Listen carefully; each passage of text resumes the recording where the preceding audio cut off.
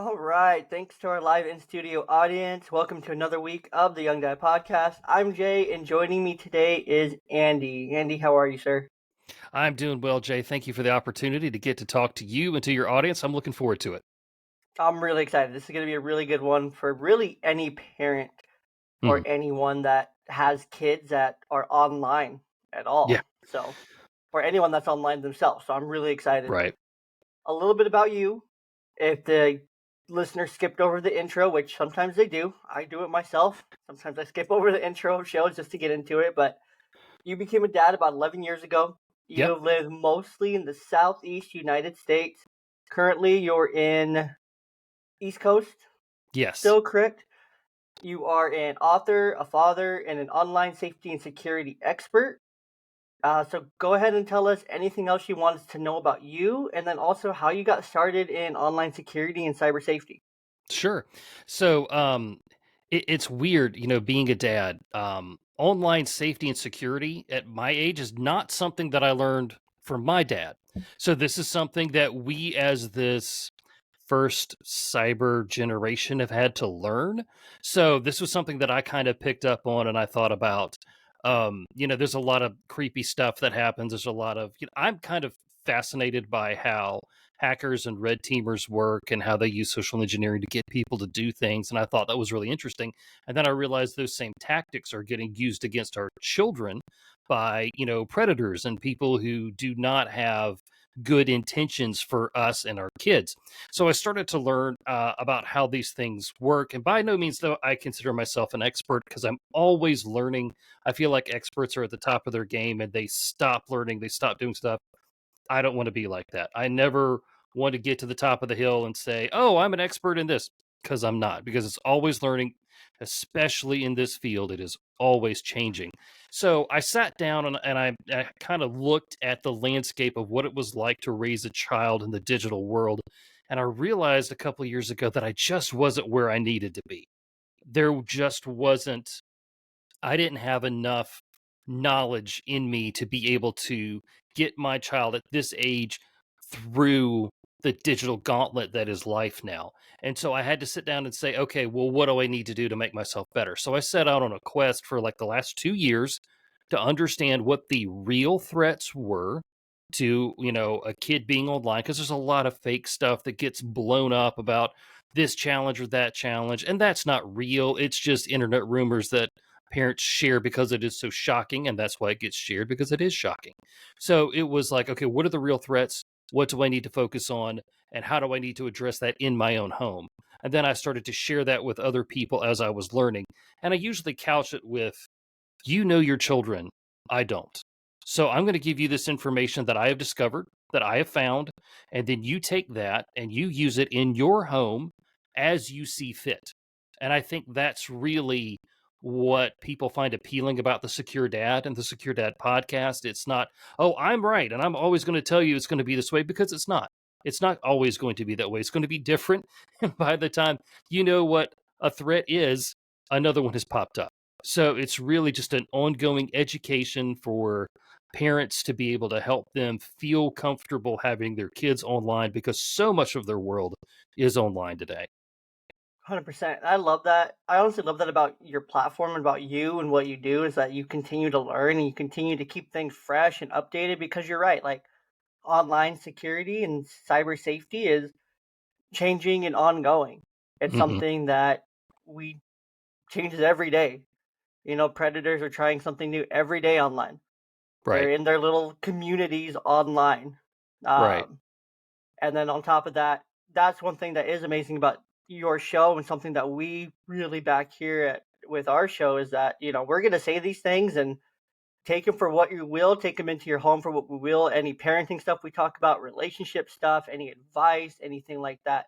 We're not the end all be all. Right. Right. We're And that's, not. yeah, and We that's a never good will be. way to approach people. And I think that's how you find like-minded people, is by saying, "Hey, this is what we're doing. If you like it, come on. If you don't, that's okay. And if you don't agree with everything that we say, that's totally fine too. But, still you're welcome." 100%. And even if you don't agree, like you said, you're welcome. Come share Yeah. your thoughts and your perspective with me. Um, Like, I don't agree with you on your take on pineapple on pizza. We're still here Well, today. that's right. Well, I'm sorry, pineapple does belong on pizza, and I have enjoyed it for a very long time. So, Okay, don't age yourself. Be careful. Be careful. You're approaching dangerous territory there. But no, right. I personally pineapple. I like pineapple itself. Like my kids, Yeah. they Hmm. love pineapple, especially my little one. She just loves fruits. And so Oh, yeah. Good. literally maybe a week ago, not this week, I had her this week, the week before last I had her. So 2 weeks ago, I had a pineapple that I got from the store. I ended up cutting it up. She blew through that whole thing, mostly my little one. So then she's like, I want pineapple. I'm like, there's no more pineapple. And I'm like, okay, wait, hold on. I had pineapple in my cupboard, like in a can. Hmm. I literally just emptied that can into a bowl and she's just sitting at the table just Yeah. munching the pineapple. I'm like, my goodness, kid. Uh-huh. But you Hey, put it's better than candy and or anything else out there. So that's great that you're feeding them fruit. 100%, even if it's from a can, I'm just like, whatever. Sure. It's still better. Hmm. But no, pineapple is delicious on its own. It's not a topping for food. Any food, don't put it on food in general. Like, it doesn't mix with anything savory. That's my opinion. We all have our own opinions, and we're all entitled to those. Right. Except if your opinion's wrong when it comes to this. But I'm just playing. But one thing I learned, I don't know how long I learned this and when it clicked, but it's recently. It's probably within the last 3 months that predators, they're not at the park anymore Mm, because kids aren't at the park. Predators right. aren't going to schools and watching through the fence and licking their lips and which one am I going to get today kind of thing. They're not pulling up in white vans anymore. They're not going to the mall and just sitting there with sunglasses and a hat. No, they're in the chat rooms with your kid on Modern Warfare. They're in your chat rooms Mm, on Fortnite. They're in the right. chat rooms on all these different platforms. They're on Reddit. They are exactly where your kids are. Like they're in your home. Right. And that was disturbing. And I was like, oh, oh, Yeah. oh. It made me And, cringe. But so for that, what can parents do? Because with the predators already kind of being in your home and already being able to start their grooming process that way, what can parents do to help keep their kids safe with like online gaming? Because that's really popular. Kids play with their friends. sure. Everyone has a system. Like, what can parents do to help kind of mitigate some of those challenges? Yeah. So, you brought up a really good point about, the predators aren't in the park anymore because that's not where the kids are.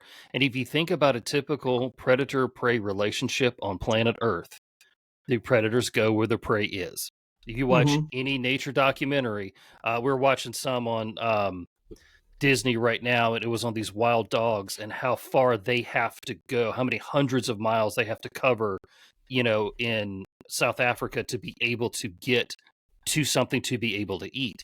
And while we want to say, hey, this is all the digital world, this is all online, it's all still the same. The behavior is still the same. So Mm-hmm. wherever your kids are going to go, that's going to be where predators are. Now, there probably still are predators in the park. There probably still a white van 100%. kidnapping will happen somewhere, but 100%. yeah, that's not going to be where things are happening now. I did a show not long ago on kidnapping, Mm-hmm. and the whole thing was the whole white van. A white van's going to pull up and snatch your kid off the street because it did happen in the 70s, 80s, and 90s. So that's what we all thought. But in doing more research on that, I began to see no, wait a minute. It starts with cultivating a relationship online because it's much easier for your child to want to go with the predator than it is for the predator just to take them. The predators work to create compliance in their victims. And so that's what they're creating the relationship for. And so where do these relationships get formed? Well, it's on Roblox. It is on Fortnite. It's on gosh, there's even I had Chris Hadnaggy on, and he's head of the ILF, which is Innocent Lives Foundation, and he was saying that there was during COVID, there was a homework site. I think it was in the state of Florida that was helping kids with their homework, and it was like teachers volunteering from across the country to be able to help kids with their math homework, which has a wonderful idea behind it. But Yeah. No, predators that's were getting awesome. in, and the predators were coming in and were actually helping with the math homework. They were actually helping the kids get better at what they were doing. And then on the side, it was, hey, do you have a Discord? Do you have an email address? Do you have like, Twitter or something like that? It's another way that we could talk. And that's where the bad relationship began to develop, or the bad side of the relationship began to develop. And so he had a pretty stark warning for me and for our audiences, like anywhere your kids are going to be online, there are already predators there. Now, that does not mean that every single person online is going to be a predator for your child, but just understand that there is no safe place really Hmm. that you're not going to find this type of behavior. I remember when my son really wanted to play Minecraft for the first time. And so I thought to myself, okay, is Minecraft safe? How do we do this? And so I went and I Googled, is Minecraft safe for kids? And so, I mean, Jay, what do you think I found? I found all these articles about how it wasn't safe Hmm. for kids because Yeah. that's the information I was looking for. I had tainted my research from the beginning. So I Yeah. actually, at that point in time, I think I was in a Facebook group with a bunch of other dads. So I asked them, and they're like, well, here's our real experience. And Yeah. so they shared it with me. And sure enough, Minecraft is great. If you have a young kid, I would say let them go play it.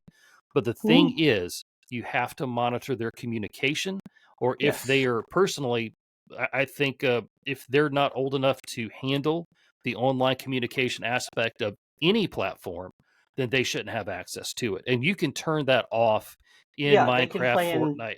Yeah, they they can can play play on offline modes and right. Or things even like with that. like with Fortnite, my son and I played that a bunch over the summer. Like as long as you don't have a headset, it's not really all that toxic. Yeah. You can, of course, go find plenty of videos because I think Fortnite just turned 6 or something like that. There's Yeah. 6 years worth of toxic videos out there Oh from yeah. kids who just don't know how to handle their emotions, or it's some Mhm. guy who is on there being creepy. So if you can control that online communication aspect of whatever it is they're doing, they're going to be able to still enjoy that game and still play and still feel like they're relevant with their friends. Mhm. But you're just making sure that those predators can't form those relationships. Yeah, 100%. And, that's important. I like how you said you went to Google and you Googled it. That search is tainted. I mean, you go to Google for anything, it's Right. already kind of meh to Right. begin with, Yeah. Yeah. because you can easily, very easily taint your search. Hmm. Just about the keywords you put in, just about the search Hmm. you put in. Right. And I don't think a lot of people realize that. It's like, oh, well, I found all this information. Yeah, but did you also look at the other side of it? Hmm. Yeah. I Kind of found thing. all Like, the information I was looking for because that's the information I was looking for. exactly. Yeah. Exactly. And you tailored that search to you, but then you went back and you went and found the firsthand opinions Hmm. of others with the same experience, same lived experience, which I think is so powerful. Like in my work that I do, I work in mental health, behavioral stuff as well, working with children, youth, and families. And we do a lot of firsthand experience kind of work. A lot of our different peers, myself included, we all have different lived experiences. And those are very powerful when it comes to helping these families because you can relate to each other. You can Right. relate, you can have a different level of empathy for them. And you're truly able to connect on a different level to help them see, that you're more than a professional. They're being paid to help them. You're also a person that does want to help them. But beyond that, being able to talk to those dad groups, they are tricky. I've talked about it plenty of times. They are tricky. I made for and against Facebook dad group kind of guy. The Hmm. Bluey dad group on Facebook, love it. Love it. Some of the dads only single dad ones, Yeah. Yeah. they are less than ideal. Right. Um That's a polite way to put it. Yes. and yeah, and so actually with what Larry did from As Dad as It Gets, him and I we actually created our own Discord for parents and dad casters and things like that. And so it's invite only, but we're inviting parents and podcasters and just people in our network that we have right now into that circle to keep it very like safe and secure because we know who's coming in because Right. only him and I are inviting people into it, and it's like we can check them and things like that. So that is another way, to keep your kid circle and your own personal circle safe, because you don't want to let someone into your own circle Right. that could be Right. unsafe for your children. And I feel Mhm. that's especially been difficult, not difficult, but something that's been limiting for me as a single parent the last couple of years was being able to make like social connections and friends just for myself, because it's like, well, I don't really want to make friends Mhm. because I don't know these people. I don't know how long they're Right. going to be around, and I don't Right. want to bring them around if they're not going to be around for long term. So I just haven't made friends for 2 years really, outside of a select few Mhm. um, that have stuck and been able to say now I'm engaged, so things are a little bit different. But keeping that safety together in general Yeah. can be really hard. Like when my daughter comes home with a birthday party invite for a kid whose name I've never heard before, Right. I'm like, I like, how well do you know this kid? Like she's 6, Mhm. but like Mhm. how well do you know this other kid? It's like, well, we're kind of friends. Yeah. It's like, well, I don't think you really need to go. Mhm. Yeah, and But if that's it's a a name tricky I've heard thing. like but name I heard multiple times, like, oh, this person, we played this. I've heard that name over and over again. It's like, oh, yeah, 100%. We're gonna go to that one. Mhm. Because like Right. I've seen that parent at drop off, I've seen them at pickup, I've Right. seen this kid, I know what this kid looks like, Mhm. I and think like I've there heard is this name. a kind of a disadvantage for us as dads because it's usually the moms that make the relationships and they kind of it's much easier. It's kind of hard because let's say that you get the birthday invite and the mom has her cell phone number on there. It can sometimes be strange for a dad to make all this contact and ask all the questions that are typically asked by a mom and that sort of thing. I have personally found that I'm like, hey, and I say to my wife, "Hey, I need you to talk to this person, find out a little bit more, that sort of thing. Just to, here's a couple of questions I need you to ask." It's because it can kind of be confrontational coming from a dad, I think, at times. So that's something else that we kind of have to deal with. Yeah, for me personally, I usually like when I see those invites and I text, I'm like, hey, this is you know so and so's dad. Right. I just wanted to ask, like, what's your preference on like presents or gifts, and is there anything that you need me to bring? Um, Wanted to RSVP my kids, just so you know. Is it okay if I bring her little sister? Hmm. Just because I have them both, uh, kind of thing. So it has been weird, but at the same time, like for me personally, like the moms have been more receptive to it, kind of thing. And then I end up connecting with the dads anyway when I go, Right. and Right. that's who I hang out with. I'm not hanging out with the mom, Right. Right. Right. kind of thing. I'm standing around the grill with the dad and talking and chatting them up and things like that. Like, yo, what's up? How we doing? Kind of thing. And it's awkward going to a birthday party as a single dad, Yeah. because Yeah. it's I like bet. you're very much out of place. And like some dads are a couple birthday parties I went to, the dads were really cool and made it really easy to connect and to not feel as awkward or out of place and whatnot. And Good. the bigger kids take the little one and include her. Well, I make my older one bring her little sister and like, okay, take her with you.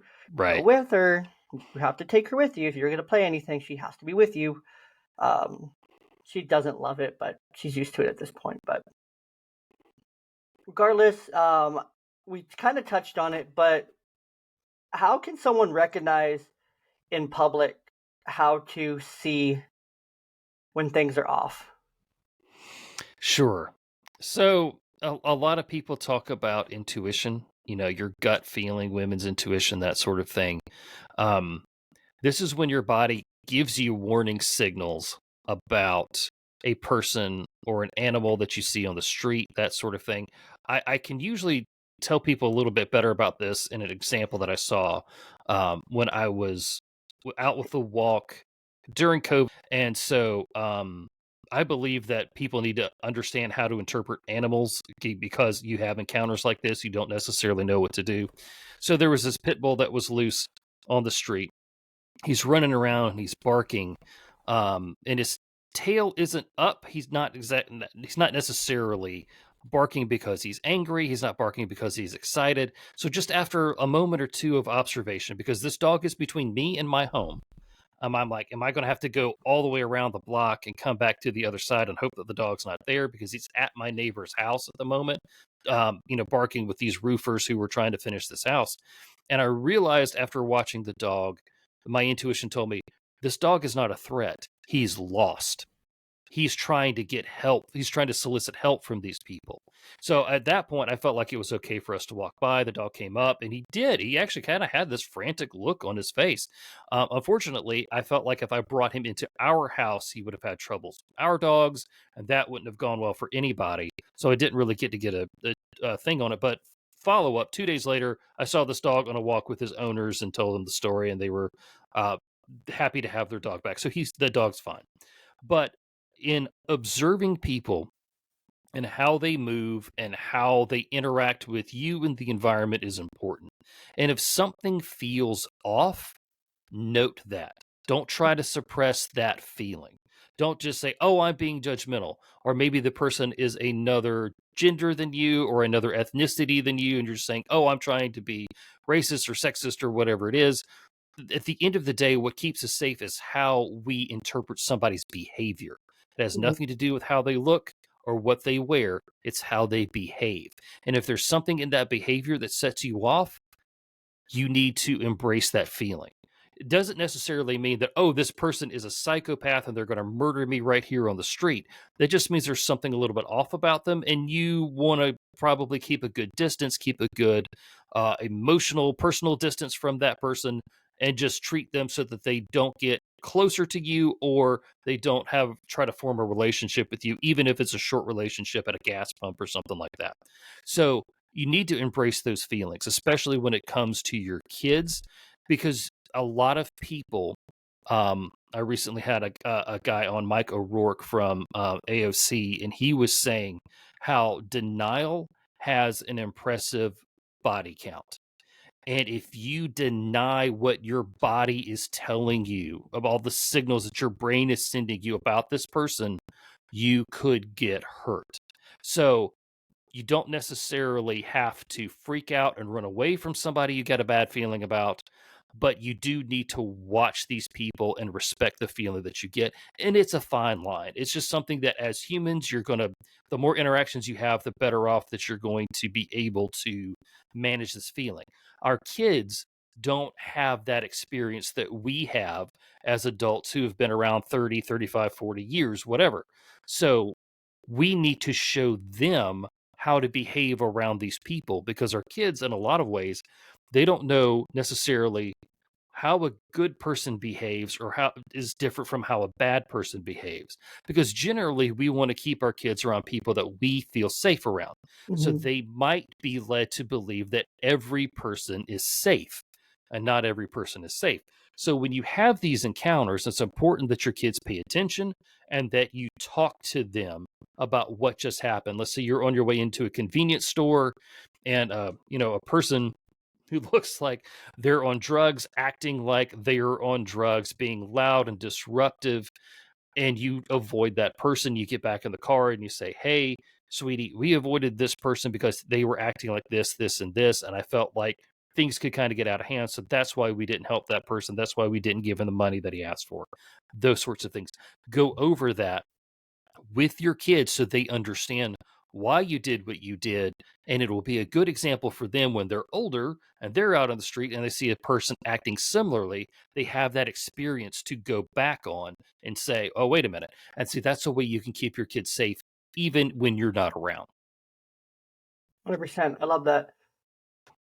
And also part of that, what if, or not a what if, how do we teach our kids that same intuition? Outside of teaching them, I feel part of that comes with when they start to communicate those things. We honor those, we Right. respect those. You're like, yeah, okay, Hmm. I hear you, I got you. Yeah, let's avoid, let's leave, let's go this way. You're feeling one way, I might be feeling another, kind of thing. But we don't want to devalue their perspective or take Right. anything away from them, because if we take those things away from them, then they're going to be in denial, or they're not going to feel as secure and speaking up if they are feeling unsafe or if they are in a weird situation later in life, because they're not going to be essentially trained to know Hmm. how to do that, and that's going to be really difficult for them long term. So we have to Right. value their voices when they're young and when they're Yes. learning that Yes. intuition and when it's developing. uh, Jason, he's the author of Safest Family on the Block. Yeah, I know Jason. He's And a good dude. yeah, and one of his like big safety things for being in public is to teach your kids the three F's. His three F's are family. So if your kid's separated from you at the grocery store, tell them to look for another family. The Right. reason for that is that their parents, they also have young kids, so they probably have at least water or food or a phone or something to take care of your kid while they'll make sure your kid doesn't do anything dumb and they'll be safe or Hmm. it won't go anywhere. They're and they won't be approached because they'll just think they're part of that family kind of thing. So they won't keep getting approached by random people. The next one was food. Hmm. So if you're out walking around in a city, get separated, they go look for a restaurant. Because what do restaurants have? Food, water, staff, phones, and Hmm. everything to keep a child like safe enough Right. until someone gets there to help. Right. And Jason makes another good point about the restaurant is they will have a first aid kit as well. Yes, they will. Yep. And so that was also a good. I was like, oh man, Jason just taught me something there. Yeah. So they have the first aid kit. They have AEDs normally too, depending on the restaurant, the scale. Um, Especially smaller restaurants or more local restaurants, they'll be definitely more open to the community. And a restaurant that sees a random kid come in, I feel like most people would be like, okay, this is weird. This is different. This kid Right. doesn't have anything. Uh, let's take this kid behind the counter or go and sit with them or Hmm. something like that to try to figure out. And then the last one's a flag. So Mm. any buildings with a flag, with the American flag, anyone with a flag on their uniform. It has to be like a Hmm. uniform, not just a shirt. Um, and or buildings with flags in front of them, because then you're going into a government building or you're going up to an official, like maybe a military person or a police officer or fireman or fire lady or whatever those other public officials that serve. Um, so we tell them to look for a flag on the shoulder.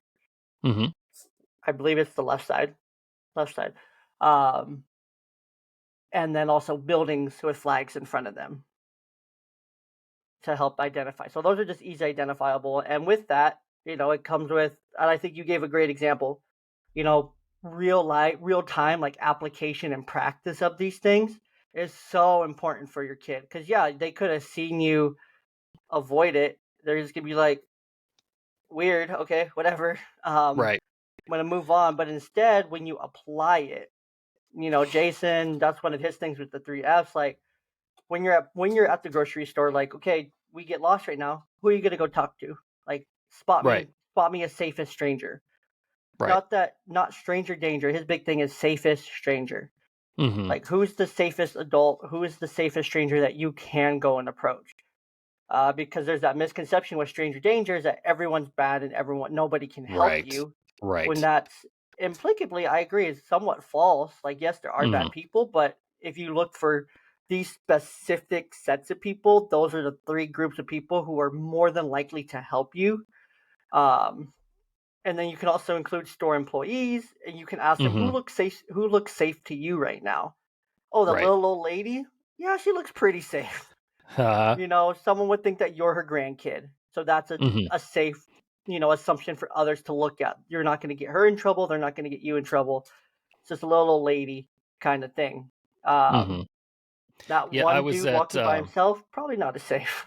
right. Yeah, and that's the thing sometimes where like if a kid were to ask me for help as a dad, I would absolutely go and help. But generally Hmm. people say, don't, teach your kids to go look for a mom or somebody who has that family, like you were just saying, and that'll be a little bit more helpful.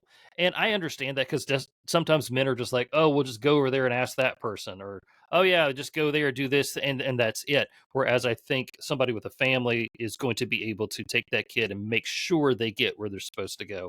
I was actually at Disney, and a little girl came into one of the stores and she asked a lady, I can't find my mom. Can you help me?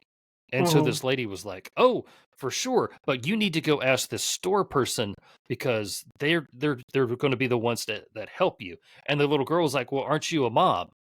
And she's like, "Well, I am." But about that time, the girl's mother comes up and everything's fine and she goes through. So I got to see this practical application of a kid who was told, "Hey, go look for somebody who's a mom." And then that person was like, "Oh no, wait, let's go to get you another level of care by talking to an employee who has communication." And I'm sure there's a complete workup on how at Disney you reunite a child with their family who's lost them Yeah, there's a apart. whole thing, yeah. Oh They yeah, there's have a whole thing about that. walkie-talkies and things like that, Oh so yeah. I think the thinking's right because she found the mom, then the mom was like, "Okay, I'm not equipped to help you." Right. She realized that very quickly, and she's like, "Okay, let's take you to the store employee." Instead of Mhm. saying, "Go to the store employee," I think she should have said, "Let's go to Yeah. together." Like, if Right. you need to hand the child off to someone else because you're not equipped, take the child with you. Right. And be Right. like, And okay, like if a child came up to me at Walmart or something, I used to work at Walmart and all these mhm. retail stores, they have code Adams or Right. code, I don't remember which code Adam for a boy or girl. Um, but it's like, I know this thing just from my retail background. So I'm going to go to try and find that a store employee. I'm going to keep the child with me. Be like, Mhm. okay, hey, come with us, grab onto my cart, say hi to my Yeah, yeah. kids, hey, girls, introduce yourselves. Like, this is our new friend for right now. Like, we're going to help her find her parents. Um, and I'm going to be like, okay, you're staying here. So make sure you keep your hand on the cart, just so that you're safe. Like, you're okay. We're not going to hurt you. Do you need Right. anything? Like, do you need to go to Mhm. the bathroom or anything like that? I'm going to make sure her basic needs are taken care of. Well, assuming it's a little girl. I'm going to make sure the kid's basic needs are taken care of. Sorry, I'm a girl dad through and through. So that's kind of all I know is little girls and their friends are all girls. So, Mhm. um, but beyond that, I'm going to find a store employee and say, hey, I have this little girl. Can you call a code Adam? You know, and then that store employee's going to have to say yes, Right, yeah, of course they are. regardless. Right, So they're going to get right. on their little thingies and they're going to call a code Adam, and that'll at least put people on alert to make Mhm. sure that you know doors aren't blocked with random, that no one's getting out Right, who shouldn't get out. Make sure I'm not getting out with a random kid. It protects myself in that instance as a right. male because, Mhm. like, Oh, for okay, why sure, do you? we definitely have to watch that a little bit more. Yeah, and it's like it just helps me like mend the mend the bridge or bridge the gap there, I guess, Mhm, mhm. between this little kid and me being male to make sure that they Right. ultimately do get back to their parents and they'll find them. I'm gonna go to that employee. I'm gonna go probably to the back of the store. I don't know if I really want to go to the front and try to fight through all the traffic and take. It depends on where I'm in the store. If I'm closer to the Mhm, front, go to the front. If I'm closer to the back, go to the back. If I'm closer to the deli, go to the deli. Just mhm. go to what section you're closest to and just keep the child there and just make sure you keep them calm. Your Right. demeanor and how you react with your kids or someone else's kid who comes up with you is so important. Stay calm. Be like, "Oh no, you got lost. That's no good. Let's help you. Let's Mhm. make sure you're safe. Do you need anything? Hi, I'm Mr. J. It's nice to meet you." Kind of thing. Just be very calm, very polite, very respectful, because then the kid's not gonna be freaking out. They're already gonna be anxious or panicked, like, oh my god, where's my mom? Where's my dad? I can't find him. Where's my grandma? This is, oh, it's okay. You're okay. Mhm. Like, I got you. You're safe right now. You know, you guys, what kind of hand games do you like? Or tell me about yourself, kind of thing. Mhm. What's your name? Yeah, What? what's your name? What's your mom's name? That sort of thing. Just Yeah. that basic information. Right. Do you know the phone number so I can give her a call? Like, do you want to Yeah, use my that's a good one. phone? Ask for a phone number. Yeah, maybe. Do you want to use my phone? Because they're not going to have dog tags like a dog.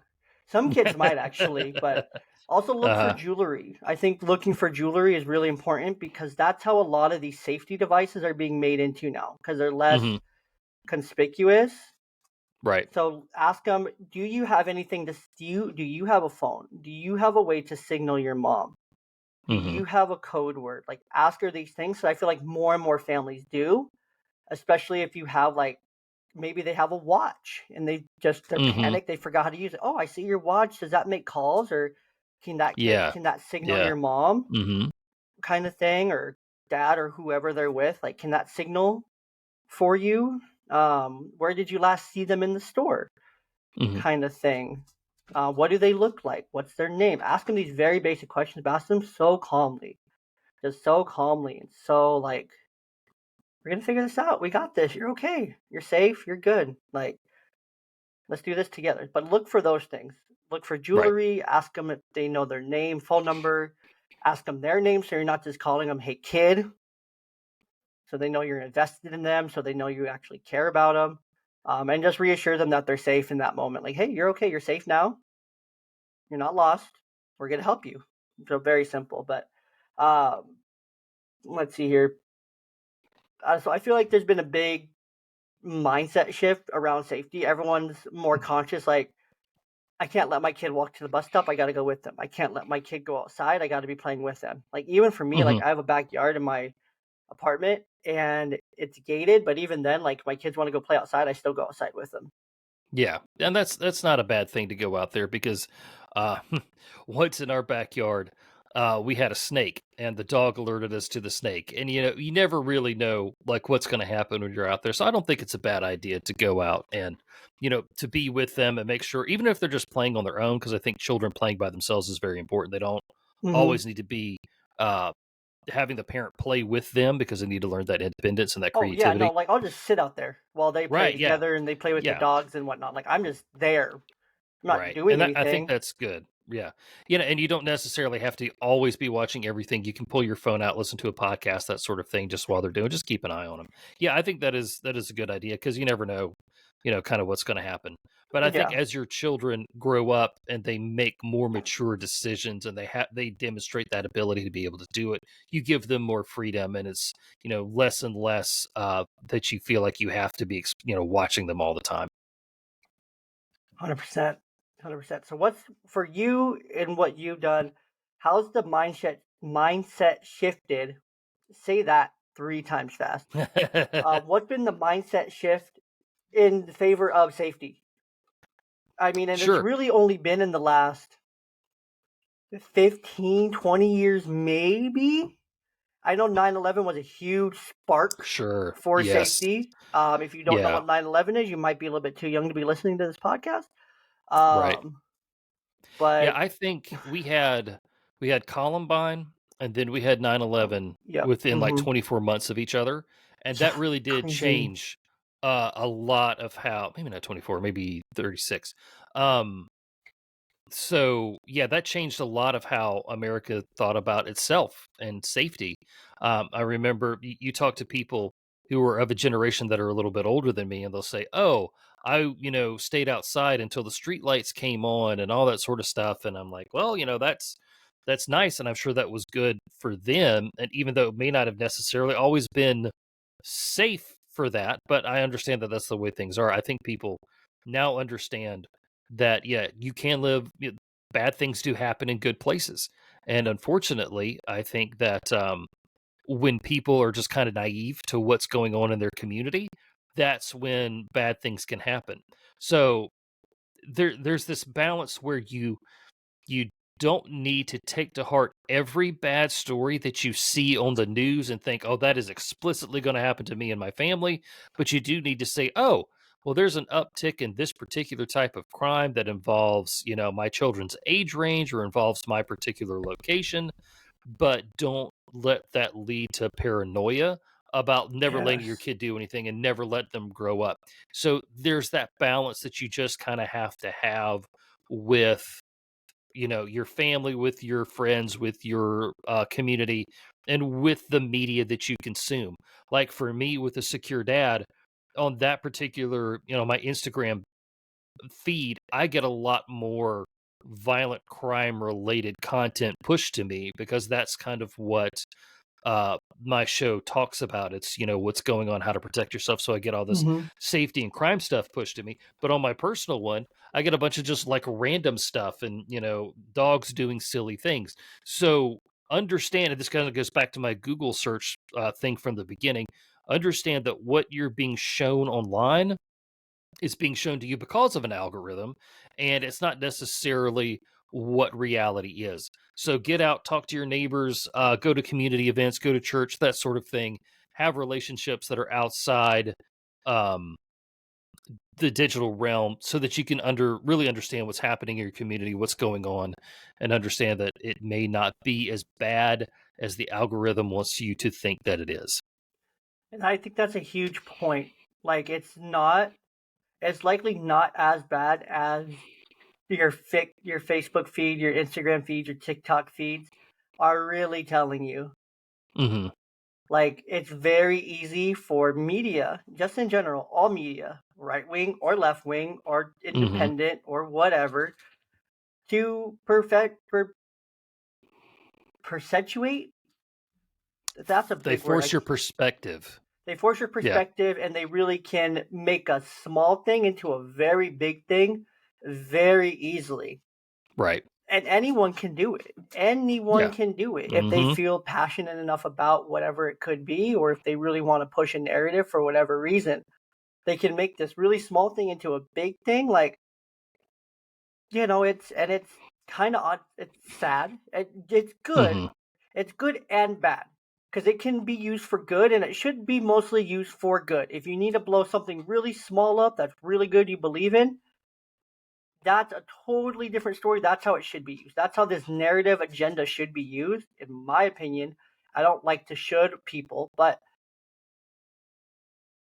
if you're trying to push a narrative and it's a good message and it's beneficial to a lot of people, to the majority, and it's not going to cause harm or damage or contention or fighting or anything, and you're just trying to help something or someone or a business or a platform that needs it or a message that just a lot of people get behind, then that's different. That's Right. so different. But when you're pushing a negative narrative about an agenda based item, like you're trying to pretty much say, I'm right, you're wrong, you follow this or you're wrong, that's when it becomes a problem. And that's what media does. That's what Hmm. algorithms do to us because they want us to feed into a certain side of the agenda and the narrative, and people make content for that side of the agenda or narrative. There's troll farms out there. There's people who are paid to troll. There's people who are paid to create this kind of content to feed into it so that there's more out there for you to consume. There's people who live their whole lives to make sure that you believe the narrative that they push because their narrative is right. And if you don't believe them and you're not on their side, then you're wrong and you're awful and you're a terrible person. And we saw that so much in the forefront during COVID. We're probably getting close to seeing it again with new variants and things like that. I don't want to get too far into that, but we're probably getting close to seeing it or history repeat itself, probably in the quickest time frame it's ever repeated itself. Hmm. Within 3 years, history is going to repeat itself, and I think that's absolutely mind blowing Right. Well, that here's we're another there. perspective for you too. I don't know if you're familiar. I had to read this at some point, either in high school or college. It was Plato's Allegory of the Cave, and it Hmm. was all about controlling and manipulation. And so, in that particular thing, there's this whole big, hypothetical thing that Plato thinks here, that you take a person who is young and you force them to only see shadows on a cave wall, and you can tell this person that an elephant is actually a tiger, that a tiger is actually a person, and you can completely control their world and make them think what they want. So the idea of manipulation through media has been around for a very long time. Long I time, yeah, think it's been now, around because forever. we have the internet, we have everybody who has an opinion, me included, who Hmm. says that, Same. oh, perspective A, I think is good, or perspective B is bad. Um, and then there's all these other people who have every other perspective for every other letter in the alphabet, and they're all going to say that A and B are bad, and so it just kind of tumbles out of control. So just understand that this sort of thing has been around for a long time, and you just have to be discerning. 100%. And know what works for you. Like we said at the very beginning, know what works for you, know how it works for you, know what's beneficial for you in your life, in your situation, where you live, your context. Take into all the contextual things: your race, your gender, your culture, your identity, what's important to you, your values, how you raise your family, what's important to you in your home, your faith, all those things. Take all those things into account. Formulate your own opinion on things. We're just here to give you more information for you to help formulate your own opinion. Right. And we're not telling you, we tell you what works for us, what we like, what we found effective within our homes, within our groups, within our circles. Is that going to be true for you in your circles? Maybe for one or two people. Are you those one or two people? Maybe. Depends on how big your circle is, Hmm. kind of thing. But just remember that. Before we get into the YDP3, Andy, I wanted to discuss your book on home security a little bit. I think I see that right Yes. there in the background. If you're Yes, watching it's us on right the here. YouTubes, you can see it. Yeah, so I wrote a book called Home Security: The Secure Dad's Guide, and it walks people through. It's for parents. It is for busy parents. The book I think is like 88 pages long, and I took huge criticism for that when the book came out. I was like, "Oh, it's not long enough," and I'm like, "It's meant for parents who don't have time to sit and read." So I compressed everything you need to know into this one short book, and people are like, once I kind of couched it that way, they were like, "Oh, I read this book in 2 sittings." I'm like, "Wonderful. Now go apply what you learned." Right? So it talks about some simple things that you can do right now in your home that will make it safer by tonight. Then there's some suggestions on some things that you could buy and purchase and do over time that will work. But the core of it is it's my layered home defense strategy, and how you take that strategy, and you can read the book to find. I'm not going to tell you all of it right now, but if you read it, you'll understand that if you really need to start protecting your house, not at your front door. You need to start protecting your house out at the street. You need to push that boundary out as far as you can, because the more hoops a bad person has to jump through to get to your home, the less likely they're going to be successful, or they might just give up in the first place and move on. So if you want to find that book, it's on Amazon, or you can go to thesecuredad.com. It's there as well. But yeah, Love I'm that. proud of And the book. It's gotten it'll be linked in the show notes as well for you guys to Appreciate go that. down there into the description and check that out. So Very cool. But yeah, it's been something that I've been proud of, and I've gotten a lot of good feedback on it. I've got some negative feedback on it, and that's fine, because everybody else, I'd like to hear what people think about the work, and so it stood up over the past 5 years. I actually had somebody copy it.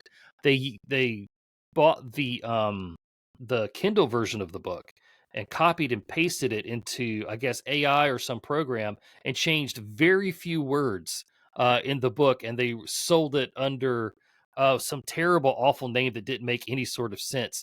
So it was pretty funny because I got the book, I bought it, I looked at it, and it was like almost verbatim. There was like one yeah, word every other sentence that was changed, and I was like, "Oh wow!" So I was like, "This is kind of a compliment, and also not at the same time." So I just had to laugh about it. And I told Amazon, I think he took the book off the market immediately. So I appreciate that. But yeah, it was funny to have somebody plagiarize your work like that. yeah, yeah. Makes you feel good. Makes you feel good.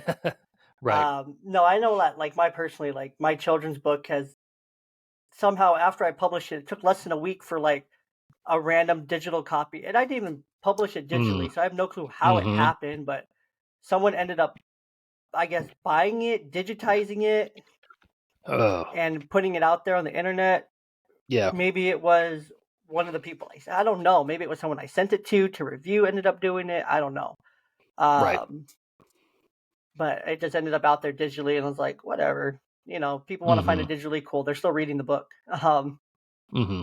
It's whatever. But yeah, it's Right. flattering. It's flattering. But just to jump into the YDP3 real quick here to end. First one here. Where are you rooted? I think I am rooted in the values that I have seen my family embrace for a few generations. I'm very fortunate that I had good parents growing up. Not everybody has good parents. I understand that that is a blessing. And so I want to be able, like, I know right from wrong. And I do know that sometimes I push that boundary and that there's sometimes a gray area. But I understand what is good for me and my family and for my community. I understand what is detrimental. And I have the ability to be able to decide between the two. And I think that is something that a lot of kids, unfortunately, don't grow up with, is understanding that, you have parents or a parent who doesn't value things like society should, that sort of thing. but just I'm rooted in the lessons that I have learned from my parents that they learned from their parents. And so I want to set that up for my child so that he can grow up knowing what is good. So we pass the good generational lessons down on to him. And of course, he will continue that on. I love that. I love that. What grounds you when you need to come back? You need to work yourself back to where to you. What grounds you? What brings you back? Um, Sometimes, I think with all guys, we get a little egotistical. And I tell you what, man, my kid has a sarcastic wit that drops me right back down on my face. He will, I mean, just absolutely snipe me. And I think it's hilarious. I can laugh about it. And but yeah, that's one of the things that my son has kept me humble for some time.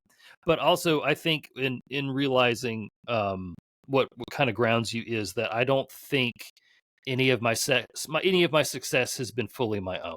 I feel like I have been blessed by God to be able to do the things that I'm doing, and I try to attribute that to him as often as I can. But knowing that, the success that I've had has been the culmination of listening to God, to my family, and having their support. And it's really not about me. I'm just a piece of the greater machine here. I love that, man. I love that. And then lastly here, what advice do you have for a dad that might be really struggling in a dark place, comes to you and says, Andy, bro, I'm struggling. I need some help. Like, Mhm. help me. I, I yeah, need sure. someone. So I think the biggest thing to tell a man who is struggling as a dad is every dad struggles. You are not different. You are not a bad father because you are struggling with something. We have all struggled with something. And the fact that you can say, I need help, speaks volumes about what your motivation is because you're wanting to get better for you and you're wanting to get better for your family. So embrace that. Be proud of the fact that you realize, hey, I'm struggling with something because there's a lot of guys out there who would just rather fire up the PlayStation or whatever and try to deal with it that way, or they're going to, consume alcohol to the point that it's going to be detrimental to them and everybody around them. Embrace what your issue is and say, how am I going to fix this? And if you don't know how to fix it, you find that confident person who can help you through it. And I'm a person who thinks that if you need to, speak to a counselor, absolutely do that. 100%. So the fact that you know that there's a problem is huge. That's wonderful. You should be praised for understanding that there's a problem and then being able to want to work through it instead of just denying it, pushing it off, or trying to drink your way out of it. So the fact that you realize that there's a struggle is a wonderful thing, and now that's the first step in fixing it. I love that. And that's such a great perspective to keep too. It's a different one than what I've heard recently recording and whatnot with others, but it's beautiful because we don't think it's meant to like validate each other. It's so important Right, to validate each other and be like, dude, look, like I hear you, like you're seen, you're heard, you're doing enough, and what you're doing right now is more than other people do. You're doing right. more than most dads do right now. Yeah. Like you hit the nail right on the head there, saying, "Oh, I'm gonna go hit the PlayStation, go hit the alcohol, I'm gonna go hit the drugs, I'm gonna go hit the porn, I'm gonna go hit everything. I'm Yeah. gonna go get my quick fix, dopamine hits, forget about my problems, move on, just Hmm. bury them a foot underground so that they come back up real quick." Yeah. I walk around a little bit, then boom, there they are again. I'll sweep them under the rug. Oh wait, there's no more room under that rug, and I've got another rug to sweep it under, uh, Right. kind of thing. But I think that's so perfect to say because you have to make sure that those those friends, those people who are coming to you are validated and they know that, them just being able to recognize and then talk about it and know that they need some kind of help that's different, huge. I'm a huge advocate for talk therapy. I mean, obviously I Oh work in yeah. mental health, so Right. but making sure that all those things are pushed. There's so many other resources out there. Peer counseling is really becoming huge. There's organizations like Dad's Move. There's the White Flag app, which is a anonymous peer counseling. So you can just talk to people. You can raise your flag up if you're really struggling and you need help, and lower it when you're feeling better. Just talk to someone, just to get it out. You can go to it if you are in these dads groups on Facebook. I will say that is the one caveat to some of these. If you post that you're really struggling and need help, someone will talk to you and someone will Yeah. respond to you that's available in that moment. We have great national resources, 988, the hotline. And you don't have to. And one thing people misconceive, if there is a crisis line or a line for your area, realize you don't have to have a plan or any kind of ideation or any weapon ready to do anything, harm yourself or someone else. Like it, these resources can just be there if you need support and you're feeling Right. those feelings, and you just need support to get out of that moment, to Right. get past them and start working through them. You don't Right. have to be actively holding a gun in your mouth. Trigger warning. Wow, Hmm. that did not go well. Anyways, I think you're saying you don't have to be desperate if you yeah, realize you don't there's have a to be problem desperate. before you get to that line that you want to cross, because there's people out there, the people who are sitting there working at those services, they get up every day wanting to help people. That's what they 100%. do. And Mhm. so to be able to talk to somebody who's not a red line case, man, that's huge. They'd love Yeah. that. So Yes. absolutely, reach out to those people. Reach out. Those resources are there for us to use them. Find what works for you. The White Flag app is linked in the show notes. I've been linking it in all the shows just because I think it's a great resource. It's free. It's anonymous. It's really easy to use. Huge fan of White Flag. Not a sponsor, but they are great. Um, Andy, to wrap up here, wrap it all up. Go ahead and tell the people where they can find more of you. Sure. You can find me at thesecuredad.com. You can also find me on Twitter, what's now X, and also Instagram with the username thesecuredad. I'm pretty much there. I'm not on TikTok. That's just not my thing. So if you want to find me on those things, that's good. I've got a book, of course, Home Security, the Secure Dad's Guide. If you also are a checklist person, I have a home security assessment that is you can download. It's $6. It's like, gosh, 12 pages that walks you through step by step, which you can do to fortify your home. What works for you? You certainly don't have to do all of it. And so you can find all of that at thesecuredad.com. Love it. Well, Andy, thank you so much for your time today. Thank you for your insight on home safety, cyber safety, online safety, and just all your little tidbits of wisdom and knowledge and things you were able to share. It's really appreciated, and I appreciate your time. Thank you, Jay. I appreciate the opportunity to talk to you. This was good. 100%. The audience is doing the thing. Thanks, Andy.